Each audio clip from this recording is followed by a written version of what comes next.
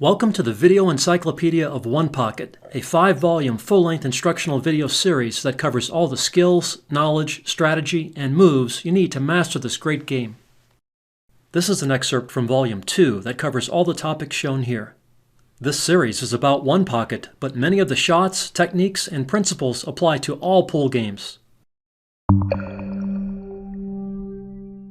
Herd shots use secondary cue ball contact to change the natural combo or kiss direction of an object ball off another, usually close to a pocket. Sometimes herd shots let you score when your opponent might not think it is possible. Here's a good example where the 4 and 5 are tied up with no obvious shots available.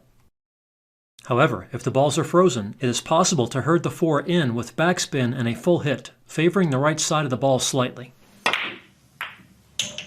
For information and demonstrations for how to aim shots like this, see the 10 times Fuller system link on the resource page.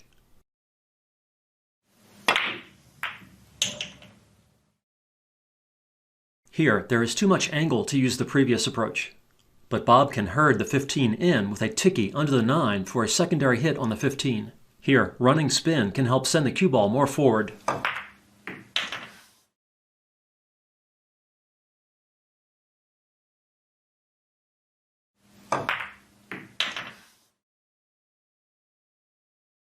Here, I can't see enough of the 8 to throw it in, but a thin hit on the 15 will reposition the 8 enough to get a good angle for a secondary hit from the cue ball. Like all shots in this section, they require practice to develop a feel for the right amount of hit.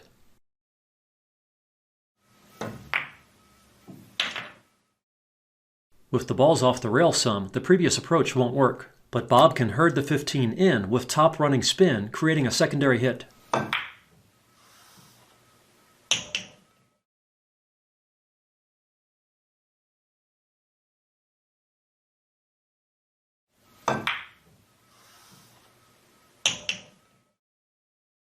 Here, I can herd the 15 in with a hit on the right side, where the cue ball hits the 15 again after it comes off the 9 and cushion.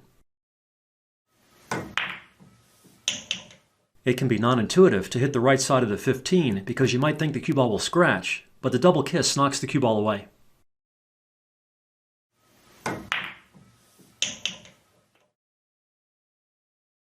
Here's a similar shot with the balls at the opposite angle. Here, a hit on the right side of the 9 creates the secondary hit that redirects the 15.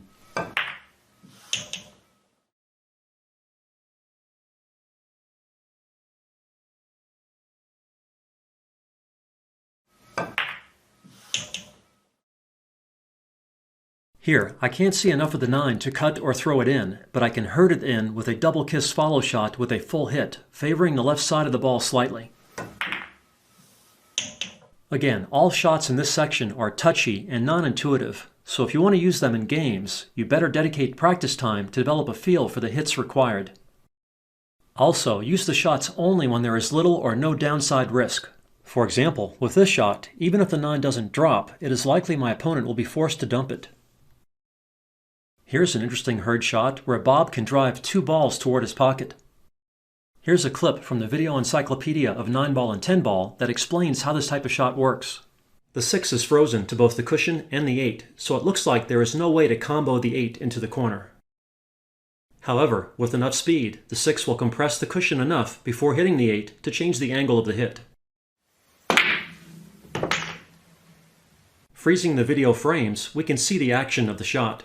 Here, you can see the blur of the 6 as it compresses the cushion and comes into the 8 at the right angle. And here, we can better see the line at which the 6 comes off the cushion. Did you notice that the 6 followed the 8 at about the same speed? And does this seem unusual to you? And can you explain why this happens? Here's some close-up, slow-motion video to help see the answer.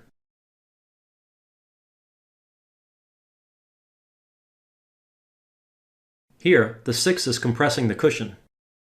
Now the 6 is hitting the 8 while the cushion is still compressed. Now the 8 is gone, and the cushion continues to push the 6 toward the 8. This push is why the 6 follows the 8. Here it is again.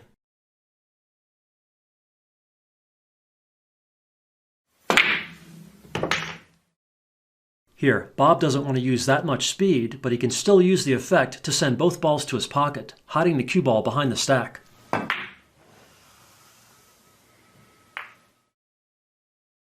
And if the line through the balls points closer to the pocket, the cushion can still compress enough to pocket the ball. Bob made the ball and now has a look at the 13. For more information, to stream or download VEOP, or to purchase physical DVDs, go to drdavebilliards.com/VEOP.